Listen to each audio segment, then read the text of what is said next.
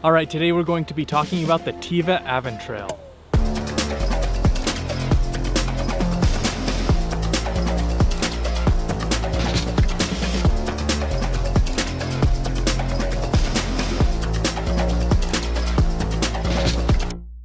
I really hope that's how you say it, Aventrail. Doesn't really matter. Anyways, my brother actually sent me an ad for these the day after they came out, and immediately when I saw them, I thought I had to try these.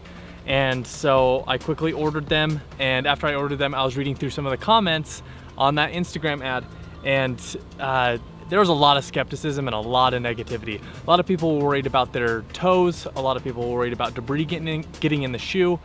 And so, I thought I'll try these out and I'll let everyone know what I think. After reading a little bit about these, I found out that Teva is actually owned by a parent company called Deckers.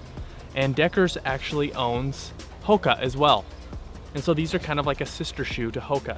And as soon as I realized that, that's all I can kind of see here is a Hoka version of a sandal. So anyways, coming in at $145, these are not cheap by any means. These are slightly more than you'd pay for an average trail running shoe. And so I hope to answer today whether or not it's worth $145 to you. So starting off with fit and sizing. These fit really true to size for me. I usually wear a size 9. I ordered a size 9 and they were maybe a little bit big, but not enough that I felt like I could have gone down to an 8.5. So I would order true to size. Coming in at a weight of 11.9 ounces, these are not light. These are actually a little bit more on the heavy side of trail running shoes, which I was a bit of a bummer because I thought, with a sandal, that means less material, which means a lighter shoe. And that's just not the case. And I'm not saying these feel bulky or clunky because they don't, but I really would have liked to have seen a much lighter version of this given the fact that there's so much less material, because they definitely didn't feel light or agile by any means. Moving on to the outsole, the traction here. I couldn't find any information on the lug depth, but if I were to guess, I would say 3 millimeters. These are not aggressive lugs, but they're substantial. It's not like there's nothing here. And Teva said that they are made of this spider rubber, and it says it on the side here. I don't really know what it means to be made of spider rubber, but I was actually satisfied with the traction here. I wasn't blown away, but I also wasn't disappointed. In terms of durability, I was looking at these shoes and I was looking at the lugs on the places on my foot where I generally experience the most wear and tear on my running shoes. And you can definitely see there is some wear and tear on some of these lugs. And given the state of where they're at right now, after about 50 miles, I would say that the lugs where they have the most wear and tear, those will last until about 350 miles. And I'm not sure if there are many people that are going to run 350 or 400 miles in these, but for what it's worth, that's my estimate in terms of durability when it comes to this spider rubber outsole. And for the record, I run about 5% of my runs on road, and the rest of it is on dirt, single track or dirt road. And so just keep that in mind when you're thinking about the durability given what I just said. Moving on to the midsole here, these shoes have a stack height of 33.5 in the back and a 27.5 in the front, which leads to a 6 millimeter drop, which is fine. 6 millimeters is a little bit more on the upper end of what I like personally, but just keep that in mind. This midsole is made out of what they're calling hyper comf material, and it's mixed with EVA and a bunch of other things that I didn't really understand or knew what they meant, but I really liked the feel of this midsole. The midsole is very soft. When you step on it, you can feel it. It is very soft, but it's also springy. It does not feel like you're running on a pillow. It feels like you're running maybe a little bit more like on a spring, but in a comfy way.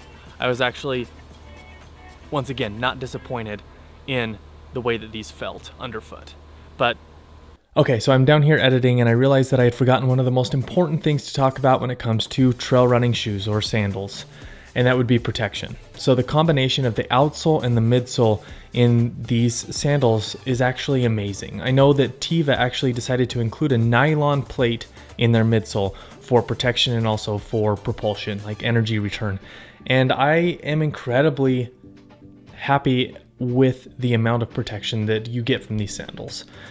Even comparing these to some of the most protective shoes on the market in terms of underfoot protection, these are fantastic. I ran across a lot of technical terrain, and even the sharpest of rocks didn't really bother the bottom of my feet.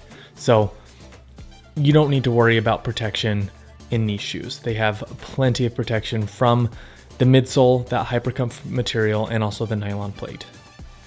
But, you know, in terms of sandals, I feel like every time you're running in sandals and you don't have socks on, you're going to experience some sweat. And I definitely got sweaty underneath my foot, where my foot met this material, this squishy hypercomf material. And so just keep that in mind. I feel like that's, you know, something to expect when you're running in a sandal, but I mean, after a couple miles, I was definitely feeling that moisture under there, and it made it so it was a little bit, not unstable, but your foot moves when it's wet against this material. Which brings me to the upper part, the security here. I never felt insecure with the strap system here, but I also felt like I couldn't really strap it down. I really couldn't ratchet this thing down, because if you zoom in here, if I tighten this, you'll see that will start to, this material starts to go into where, you know, your Achilles would be. So every time you tighten one of these straps down, you're gonna get a fold in this upper material, this webbing here.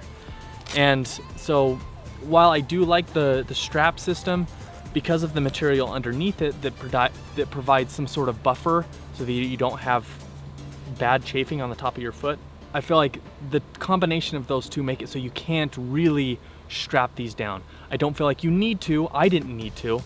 But if you have a smaller foot, like a more compact foot, where you might need to strap it down if your foot's skinny, like from the top to the bottom, from here to here, that's just something you might want to think about. Maybe go down a half a size. I don't really know what the solution would be there, but strap is good.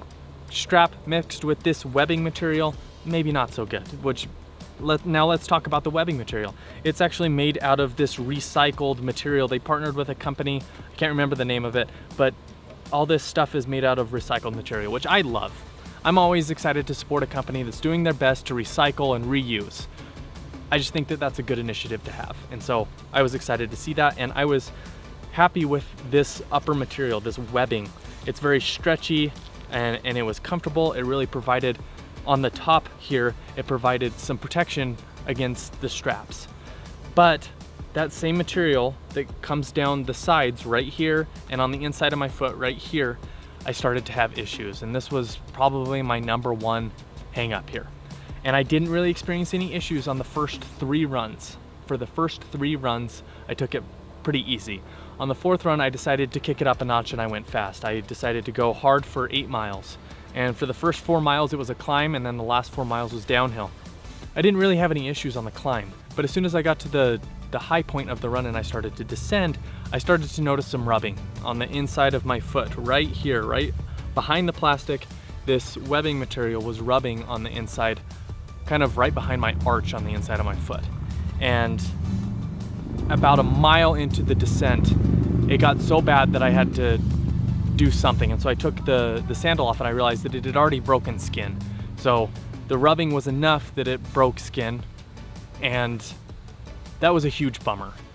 I don't know if it was because I was extra sweaty, or if it was because I was going extra fast, or if there was a lot of dirt in there from me kicking up a lot of dirt on that run. I don't know. There's a million factors that it could have been, but I did experience that rubbing. And then ever since then, I've noticed that if I go fast going downhill, I will feel the rub. I haven't had it break skin since then, for reasons I'll talk about in a little bit. But that's just something to be aware of, that I did experience some significant rubbing to the point where it broke skin on one of my hard runs in these. After that run where it broke skin, I wanted to continue to try these because I wanted to get this review out as soon as possible. And I noticed on the Teva website that it said that you could run with socks. And this is coming into a little bit of my, insecurity, I guess. But I felt kind of like a goober running in these. And then to add socks with my sandals, it was even worse. But I did it anyways. I did it for science, for you guys. And I actually really liked running with socks in these. I don't think I would continue to do it. Maybe that's my insecurity talking. But when I was wearing socks with these, that additional material around my foot made my foot feel a lot more secure in these. I felt like I could really bomb down hills, run as fast as I could up hills, and there was no chafing, there was no rubbing or anything like that. But that's, you know, I feel like that's kind of goes against why you would buy sandals. Don't you buy sandals to not wear socks? I don't know. But anyways, I did do a couple runs in socks in these, and they were kind of fun.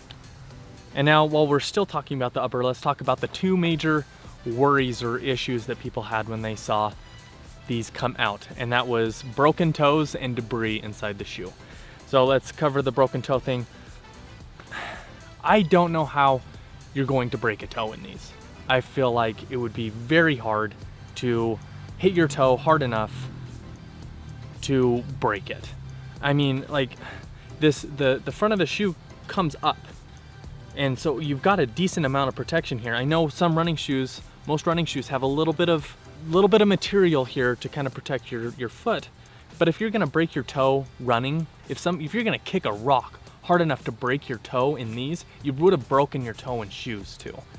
Now, your shoes are definitely gonna protect your toes from cuts and scrapes and things like that. And that's a valid point. But the idea of breaking, I don't know, maybe I'm a little bit more careful when I run, but I mean, I've tripped my fair share of times. I don't know, I thought that point was a little bit weird, the whole broken toe thing.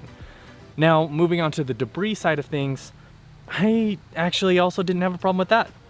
I don't know if it's because when you're wearing shoes that the rocks and dirt and everything don't have anywhere to go, and so they just kind of like go under your foot and sit there, but I didn't have any issues. Like, at least I shouldn't say I didn't have any issues. It's that I had the same amount of debris and stuff get stuck in these than I would as shoes. And yet these are significantly more open and breathable.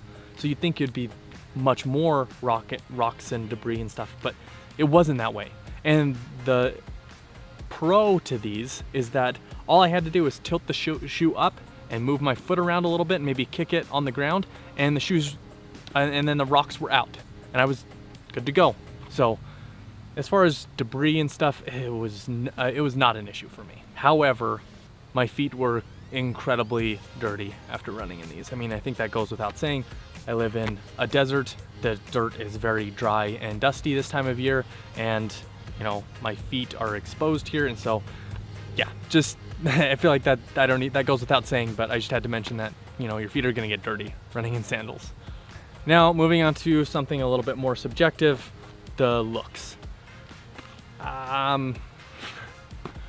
You know, they aren't hideous, but I don't think they're the coolest looking things in the world, but that's subjective. You know, I think there are people out there that love the look of these. You know, I'm not embarrassed to wear them. I was kind of embarrassed to run in sandals, but that wasn't because of the looks. I would be happy to wear these hiking, which I'll get into in a little bit, but looks, I'd probably give them like a solid, I don't know, 6 or 7 out of 10, probably a 6. Not my favorite looking sandal. I feel like Teva has better looking hiking sandals on their site, but I mean, these are very unique because of their cushion and everything else that they put into the sandal. So that's just my subjective opinion on the looks here. Now moving on to the summary. As you guys know, I'm always looking for a shoe that feels like an extension of my foot. I don't want a shoe that makes me worry about my foot or even notice what's on my feet when I'm on my run. So how did these measure up to them being an extension of my foot? Overall, these were a pleasant surprise. With that said, it's because I think I had some pretty low expectations. And so I wanted to talk about my 2 biggest issues with these shoes, with these sandals. And that is one that I've already talked about, the rubbing. Like, I can't get past the fact that these rub on the inside of my foot. That's just something that I can't get past, and I'm not going to put like a moleskin piece of tape or anything right there. It's just not something that I'm into. If I'm going to run in something consistently every day, that's just not these shoes, because of the rubbing and because of and this is my second hang up, I started to get some tendon pain here, and it was pain on the top of my foot, right below, right here, the tendons that go down to my toes. And I have a theory as to why that is. And that's because when your foot is in here, and when you're running downhill or even uphill, your toes are constantly flexing up like this to try and keep your toe up off the ground so you don't trip. And because there is no material right here, right above your toes, for your toes to lift up on, they have to lift extra far before they hit this strap and this material right here in order to lift the toe up. And so I think my tendons were straining extra hard in order to get my toe up off the ground so that I didn't trip. And it got bad enough to the point where after some of my really hard runs, including the one that I had the rubbing, where I went really hard, really fast for those 8 miles, after the run, I could feel the tendon pain. And that was kind of a bummer. And which brings me to my kind of final thoughts here. And so what am I gonna do with these shoes? I'm gonna keep them. I think these are fun. I think that having something like this that you can use on easy days or recovery days is actually a really good idea. I'm going to use these on hikes and on really slow days, because I really only had issues with these when I tried to go fast uphill and fast downhill. That's when I had issues. And so to have these on easy days, I think it's a fun option. And so if that's what you're looking for, if you're looking for a sandal, a new way to experience your slow days, I mean, these are super comfortable. The padding, or the cushion here is fantastic. So I don't know, those are my thoughts, and that's how I'm going to use this shoe. I really hope that my experience and my review here helped you decide whether or not this is the right purchase for you. So if this was helpful or interesting, stick around and I'll catch you in the next video.